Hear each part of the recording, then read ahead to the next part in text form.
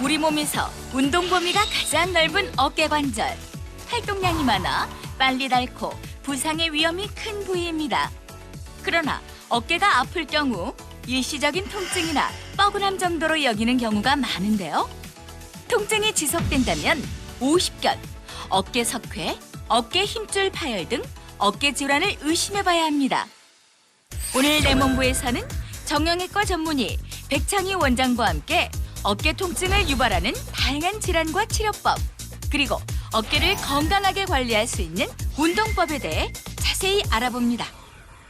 여러분 안녕하세요. 건강한 토크쇼 내 몸을 부탁해 서재현입니다. 네, 안녕하세요. 김문규입니다. 네, 이제 날씨가 정말 많이 추워졌잖아요. 밖에 나가면 몸이 저절로 경직이 되는데요. 그러다가 집안에 들어오면 온몸이 쑤시면서 또 어깨 통증을 호소하는 환자들이 많다고 합니다. 저 또한 약간 그런데요. 그런데 이 어깨 통증의 원인이 단순히 추위 때문이 아닐 수 있다고 합니다. 네, 맞습니다. 우리가 어깨 통증을 느끼는 것은 어깨를 너무 많이 쓴다거나 잘못된 자세 또는 노화 때문에 인해서 생기는 어깨 질환의 한 증상일 수 있습니다. 네. 어깨가 아프다가도 나을 것하고 방치하지 마시고 정확한 진단과 치료를 받으시는 게 좋겠습니다. 네, 그래서 오늘 내몸부에서는요, 이 다양한 어깨 통증의 원인과 질환에 대해서 함께 알아보는 시간을 준비해 봤는데요. 도움 말씀 주실 정형외과 전문의 백창희 선생님 모셨습니다. 반갑습니다. 반갑습니다. 네, 반갑습니다, 선생님. 네, 우리 몸에서 유일하게 전후 좌우 360도 회전이 가능한 관절이 바로 이 어깨라고 하는데요. 선생님, 어깨 관절의 구조가 도대체 어떻게 360도 회전이 가능한 건가요? 두 분은 어깨 안 아프시죠? 네, 아직까지는. 네, 아직까지는. 우리가 어깨가 아프지 않을 때는 사실 자신이 어깨가 있는지도 모르고 삽니다. 네. 근데 어깨가 아프기 시작하면 하루 종일 신경이 어깨로 가 있기 마련입니다. 무릎과는 달리 어깨 관절은 이 팔뼈가 어깨 날개뼈에 이렇게 대롱대롱 매달려 있는 구조입니다.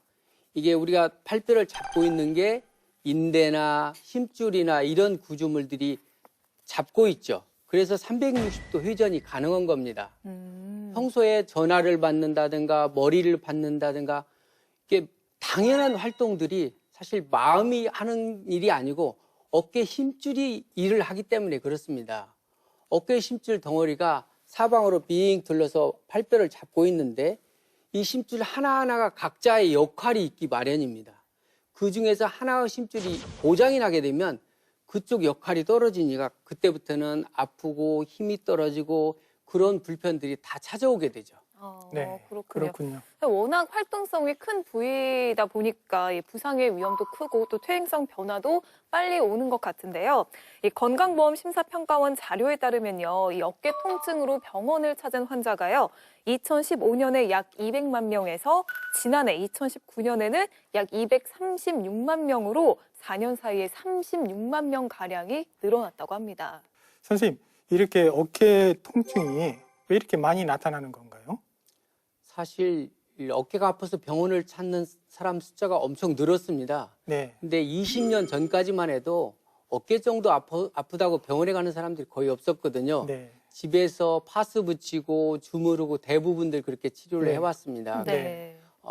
얼마 전에 91세 드신 분이 어깨가 아프다고 오셨는데 뭐 하루를 살더라도 안 아프고 살다 죽었으면 좋겠다고 이렇게 오신 적이 있었습니다. 네. 네. 네. 그런데 우리가 10년 전까지만 해도 연세가 70만 넘어도 나이가 많다고 병원에서 수술을 안 해줬던 시절이 있었습니다. 네. 근데 요즘 어때요? 80이 넘어도 건강만 하시면 얼마든지 육체적인 활동하고 살잖아요. 네, 그렇죠. 그만큼 내가 고쳐서 안 아프고 살겠다는 필요성이 많이 늘었습니다.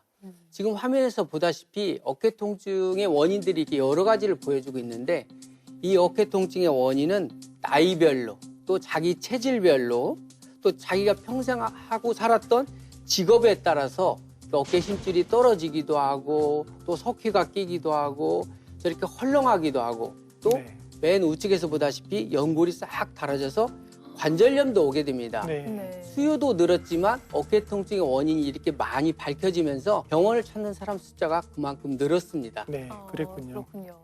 정말 원인이 다양한 만큼 증상도 또 다양할 것 같습니다. 어떤 분들은 좀 짓누르는 듯이 아프다라고 하시고 또 어떤 분들은 쉬면 좀 괜찮아진다라고 하시는 분들이 계신데요. 그럼 어떤 증상이 있을 때 나도 어깨에 문제가 있는 거 아닐까요? 라고 의심을 해봐야 될까요? 어떤 외국인이 오셔서 어깨 통증이 얼마나 심한지 컷아웃 하면서 자기 어깨를 잘라달라고 그렇게 표현을 한 적이 있었습니다.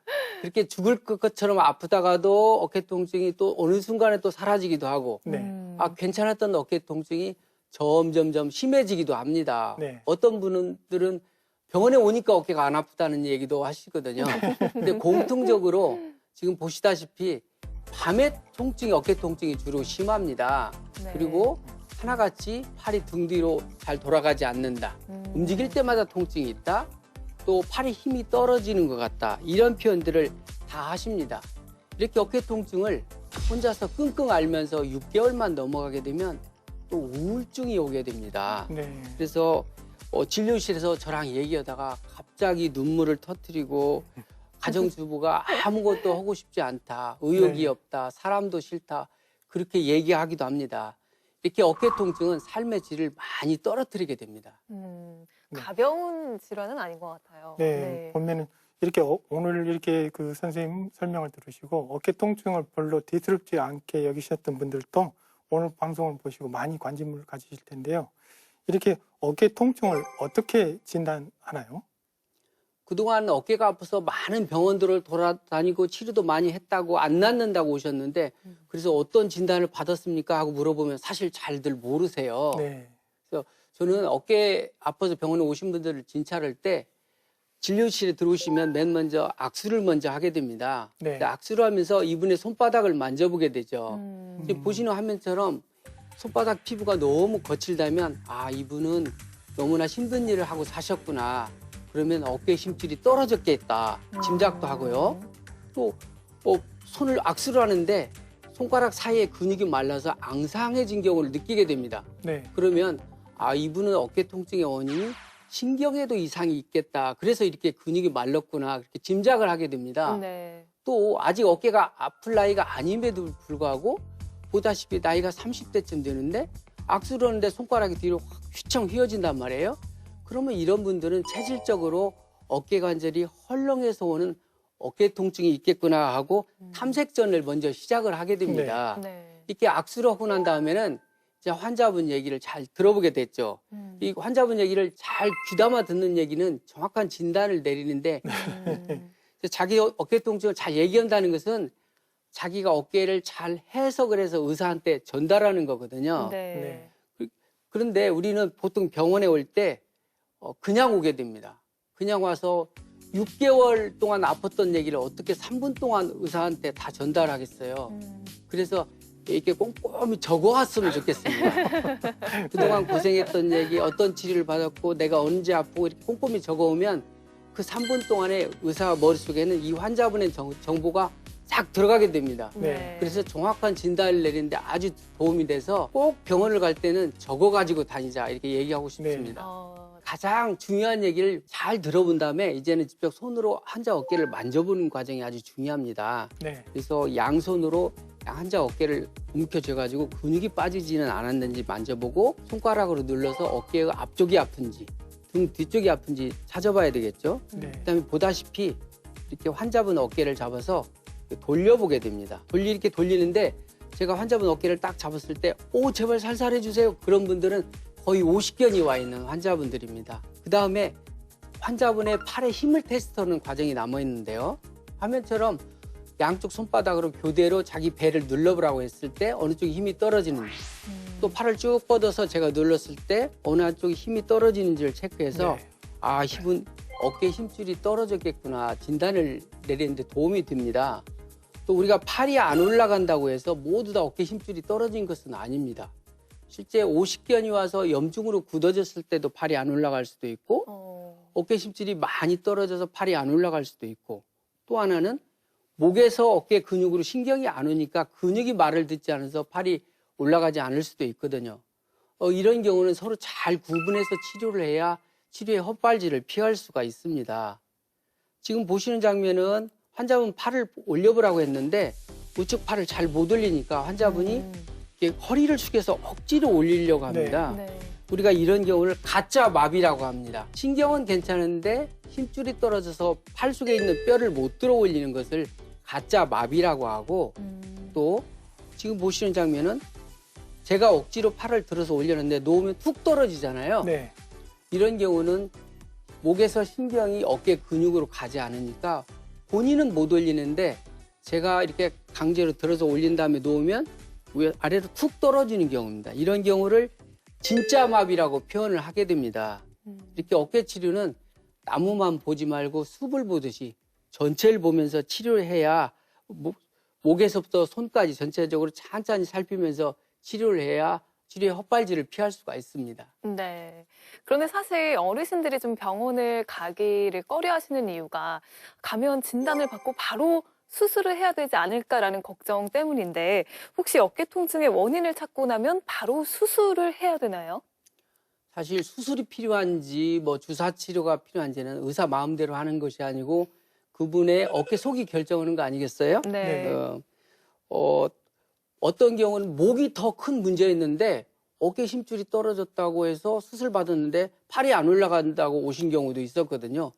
지금 보시는 장면은 좌측은 신경에 문제가 있어서 어깨 속의 근육들이 말라가는 모습이고, 우측은 어깨 속의 근육 상태가 아주 까맣게 정상적인 좋은 상태입니다.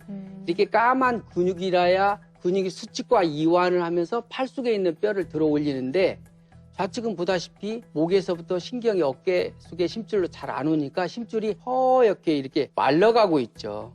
우리가 어깨 통증이 왔을 때 수술하기 전에 꼭 기억을 해야 될 게, 어깨가 아플 나이쯤 되면 다른 데도 고장이 나게 됩니다. 목에서 신경이 잘 안 내려오기도 하고 척추도 문제가 되고 무릎도 고장이 나게 됩니다. 그래서 어느 곳에서 통증이 왔는지를 잘 구분해서 수술을 하든지 주사 치료를 하든지 결정을 해야 합니다. 네, 선생님, 그러면 목과 어깨가 아팠을 때 어떻게 그거를 구별할 수 있을까요? 사실 이게 아주 중요한 부분입니다. 근데 보통들 잘 모르시고 병원에 오십니다. 지금 보시는 장면은 환자분 좌측 손이 엄지손가락과 인지 사이가 움푹 말라 있습니다. 네. 우측은 통통한데요. 이런 분들은 병원에 와서 젓가락질이 잘 안 돼요. 손톱깎이가 손톱을 못 자르겠어요. 이런 얘기를 하시면 의사가 먼저 알아채야 됩니다. 아, 이분이 신경에도 문제가 있구나 알 수 있고요. 또 그림에서 보다시피 어깨 쪽지가 잘 뭉치고 날개뼈가 찌르는 것 같고, 이런 경우는 등이 늘 한 짐이고, 이런 경우에는 목에서도 이상이 있구나 짐작을 할 수가 있습니다. 사실 저도 좀 헷갈릴 때가 있었는데 굉장히 좋은 꿀팁을 오늘 네네. 알려주셨습니다. 그러면 이 어깨 통증을 일으키는 질환에는 어떤 것들이 있을까요? 어깨 통증의 원인은 나이와 관련이 많습니다. 네. 그래서 노비에 많은 환자분들이 앉아 계시면 대략 외모만 보면 나이가 어느 정도 됐는지 짐작을 할 수 있잖아요. 그래서 저분은 어떤 원인 때문에 왔겠다고 짐작을 할 수가 있습니다. 근데 요즘에는 젊은 나이에도 30대, 40대에도 오십견으로 오는 사람들이 아주 많습니다. 또 어깨 속에 석회가 끼어서 병원도 많이 다니고 돈도 많이 쓰고 그러고 다니는 분들도 많이 있습니다. 또 7, 80대 같은 경우는 이분들이 5, 60대 시절에 제대로 된 어깨치료를 받지 못해서 후유증으로 어깨 관절염이 와 있는 경우도 많습니다. 또 어깨 심줄이 떨어졌음에도 불구하고 그동안 주사 맞고 물리치료하고 이런 통증치료만 오랫동안 하다 보니까 떨어진 심줄을 제대로 치료하지 못해서 심줄이 야금야금 녹게 되고, 그래서 이제는 더 이상 봉합이 안 될 정도로 후유증이 돼서 오는 경우도 많이 있습니다.